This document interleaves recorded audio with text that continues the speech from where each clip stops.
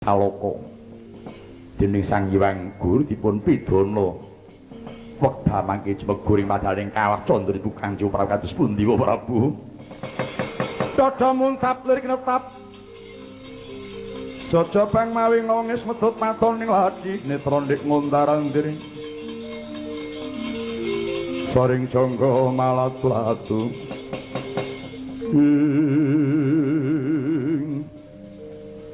Adiku Bratasena siap ditotoh nyawa kanggo tombok marang pun kakang jeguring kawah candra dimuka Adiku ora mati dhewe tak belani Adiku ora mati dhewe tak belani Adiku ora mati dhewe tak belani Adiku ora mati dhewe tak bilani Adiku ora mati tak bilani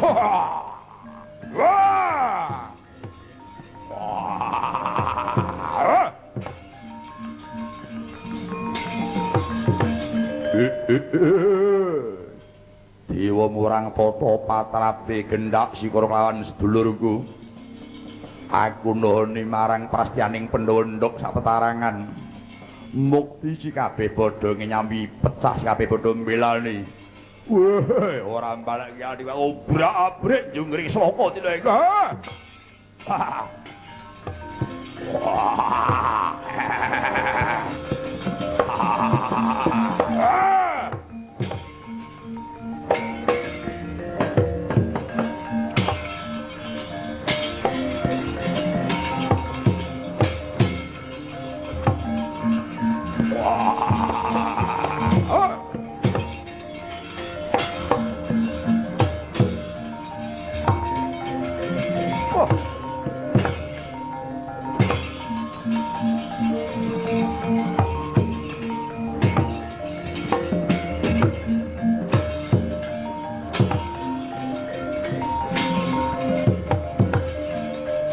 Nyata laruta saking Yudhasa Sakura kula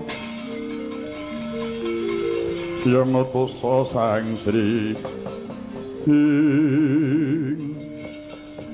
Anoman inggih kula ingkang sowan sinuwun piye wertane Anoman waduh ketiwasan sinuwun talita jaring ngadhapluk wekdal mangke sampun ketumusan ingkang kula aturaken perkara apa ing mangke Adi kula Bima Yai Parto tuwin kembar nampi pidana drupan kawah candra dimuka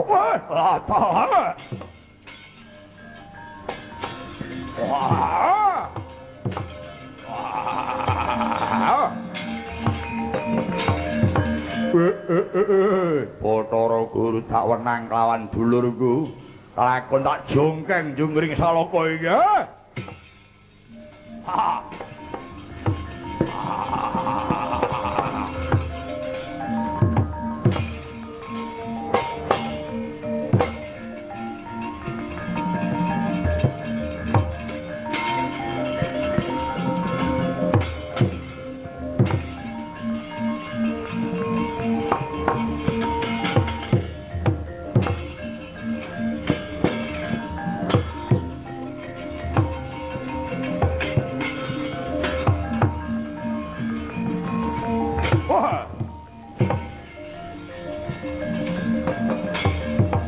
Yaksa keloro kagiri-giri geng nyolir prabata abang kaula karamanguwuh mungsuh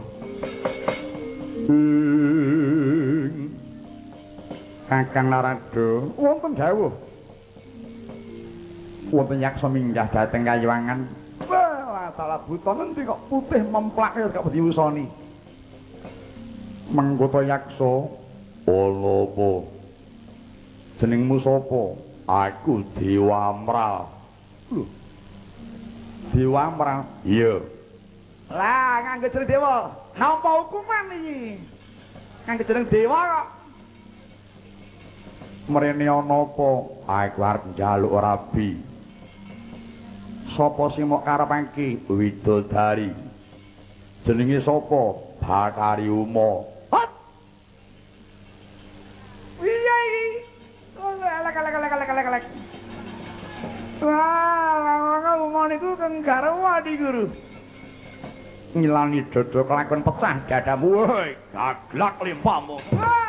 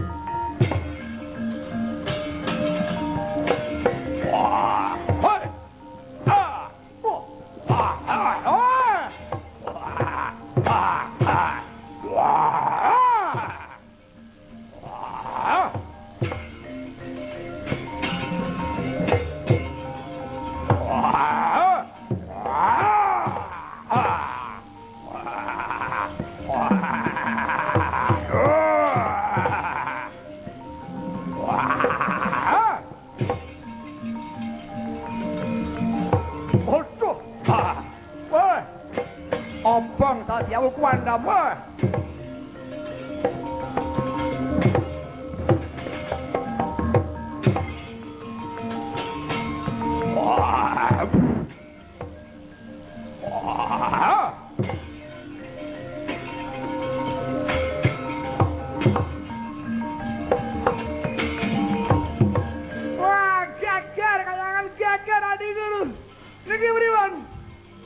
Paduka mesti menang wong Ratu ning Dewa ya mesti menang. Kakang Narado mbok ampun guyon. Nembe sisah maneh. Sisah pripun? Nika ngangge Dewa cemplunge kalah. Kanggo jeneng Dewa. Pemangga. Sampun Kakang. Dijejek. Das pundi ali Guru? Junda manik tadawana Dewa Meram.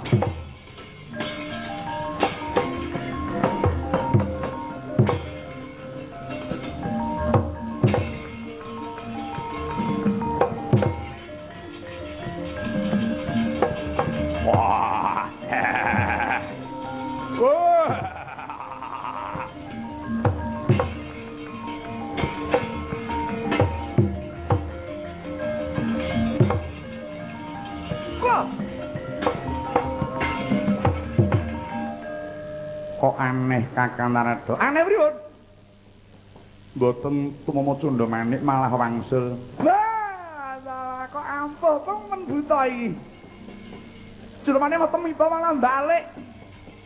Terus pundi Kakang? Lah pripun? Niki pripun ajeng ngungsi teng pundi ya Dewa kok ngungsi? Monggo Kakang pados papan ingkang sepi Kakang.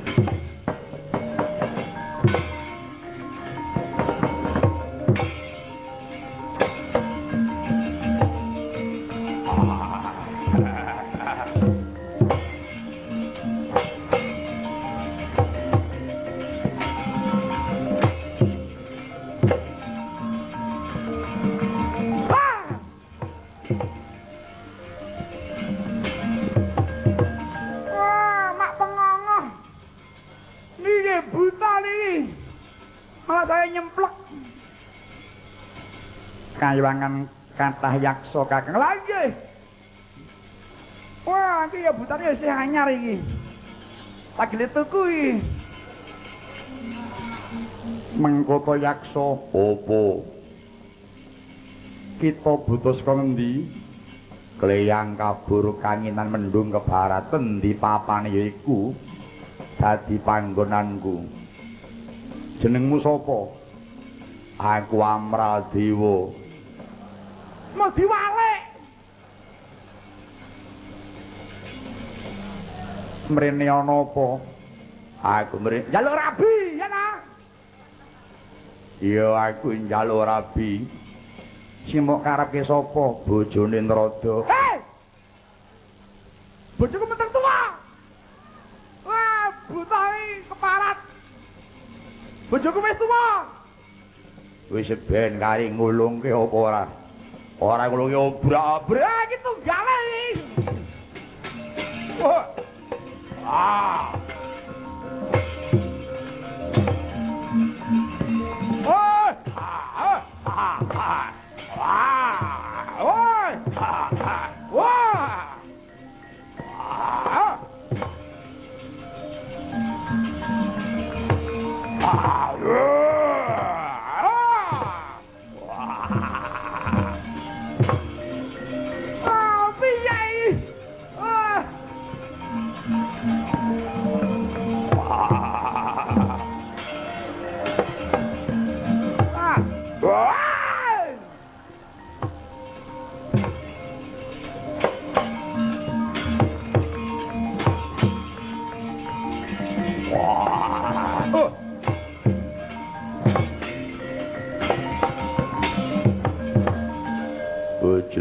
jeleng iblis lanat. Padha jeleng-jelengan. Iki sapa madha rupa? Kowe sapa? Aku Dewa Amral. Aku Amral Dewa. Wah. Yane itu gede-gede. Petruk, nggih. Pangling karo aku mboten Gusti kula. Pangling karo aku. Mboten. Sapa? Mbuh. Burung mudeng kok jare mboten. Mrene ana apa? Ngobrak-abrik njungring sloka. Aku arep ngobrak-abrik kayangan. Sebabe adhiku disikara dening dewa. Oh, Werkudara. Lho. Kok ngerti? Ngerti wae. Kowe iki sejatine sapa? Amral Dewa. Mbok ya ngaku wae jenenge sapa? Lah ya kuwi. Niki kok kaya tau roh ning ya apa dudu. Nek kudune kowe ya ora pangling to, Truk, karo aku wong kowe dhisik ya tak ingoni. Lho, sapa ta ya? Nek pakulitan iki kok ya tau roh. Nek nganti pangling kebangeten, kowe dhisik tak openi. Gong, apa? Lan ora buta iki, Gong. Alah. Lah kok tekan kene? Piye alah nyun ngapura, lah kok sida tekan kene to ya. Semoga alah kena buta lodaya. Buta lodaya iki ngapa? Piye aku ora bakal mungkas yen durung mentas Adhika Werkudara. Yen ngono padha aku ngewangi kowe. Lho. Ana sambung rapeti apa ngewangi aku? Pangling karo aku. Sapa? Oh. Nyuwun pangapunten. Mboten napa-napa lenggah nginggil mawon. Kula nyuwun pangapunten. Mboten napa-napa. So.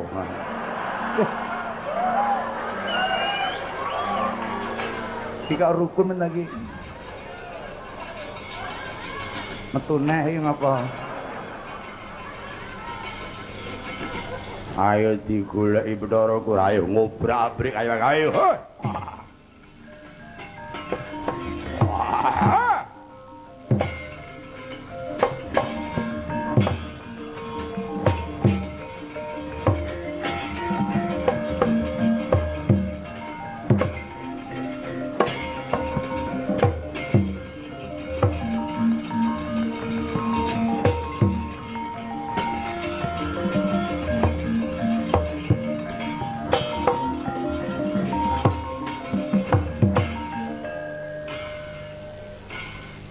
Iki Kakang Semar. Kakang Semar. Kakang Mbuh. Gak wano kuwi gak patheken aku. Nah, iki yen nesu neh iki ya. Ah, golek mala iki. Ah, Petruk iki. Bu. Aku Dewa Amal aku. Aku amale dewa. Ora ngajar iki kaya ndok ngamal. Kakang Semar, apa Bathara Guru?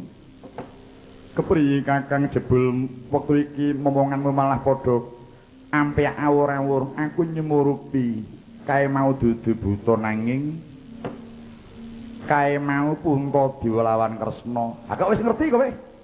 Iya Kakang aku ora pangling. Wis ngerti arep piye? Kowe kudu jagung bakarane, tanggung perkarane. Mula kudu mau adepi buta loro kae. Kowe dewa lanang kok, Gus. Iki mau dikalah-kalah kok wani piye mlayu niku kok wani. Priye Kakang teko Kakang sing dadi pamung kok mung kendel wae. Yen ngono apa Kakang kepengin lenggah dadi dewe Kayuwangan sajak wis pidak jempol karo buta iki mau. Weh. Manikmaya. Nek ngucap lambemu kuwi mbok diatur. Aja waton bisa ngobahake wae. Lah yen aku iki kepengin dadi ratu ning dewe wis ben-ben aku ana kene. Nek aku pengin dadi dewa, apa kowe duwe jabatan ning Kayuwangan kene? Nggih pun penggalih kok terus ndumuk sak karepe dhewe dikira pidak jempol.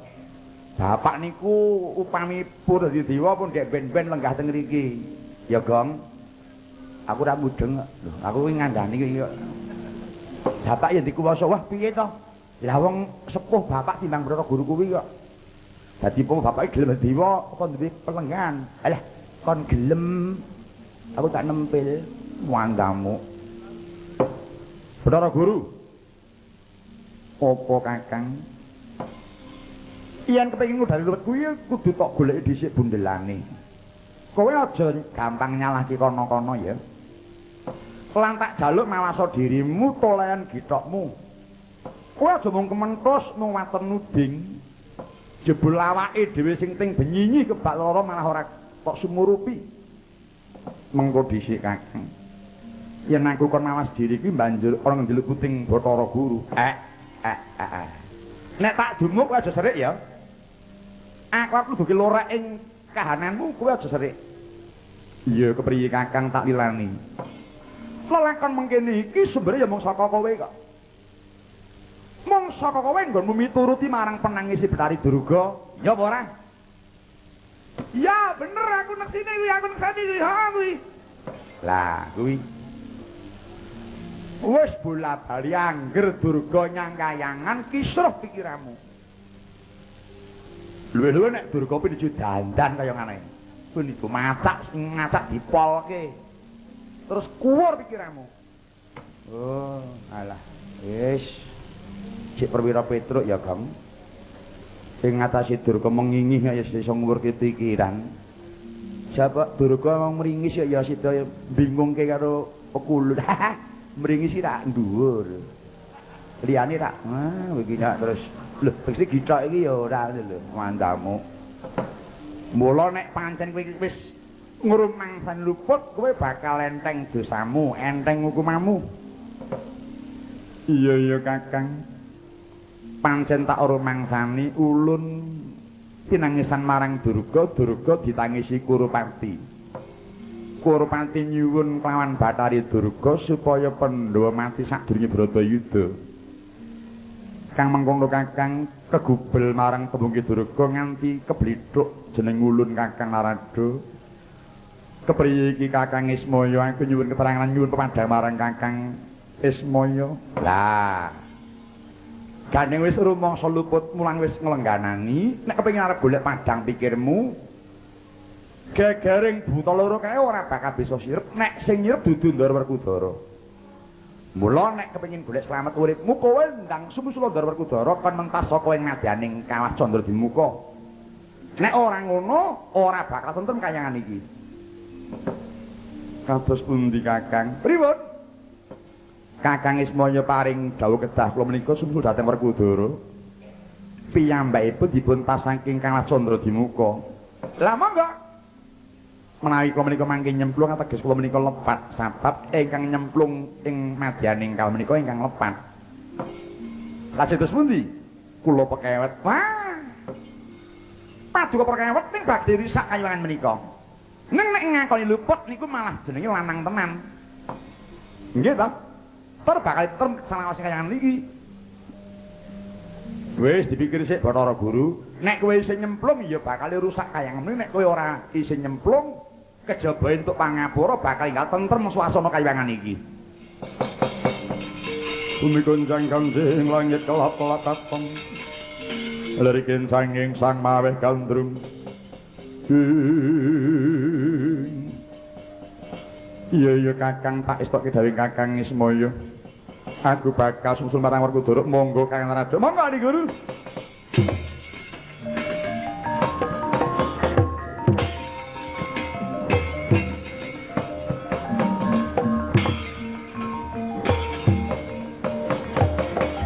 Kawah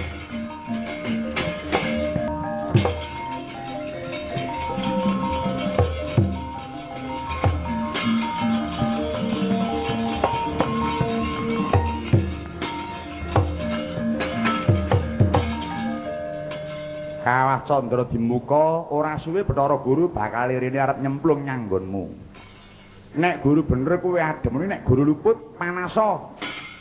Ah. Wis mongah-mongah neh saiki. Lah ya kuwi sing tak karepke dadi kaya panganane Bagong iki. Lah geni iso diperintah oh bapak iki pancen nang kene juara kuwi. Perintah apa kowe gelem? Wis serantinen Bathara Guru.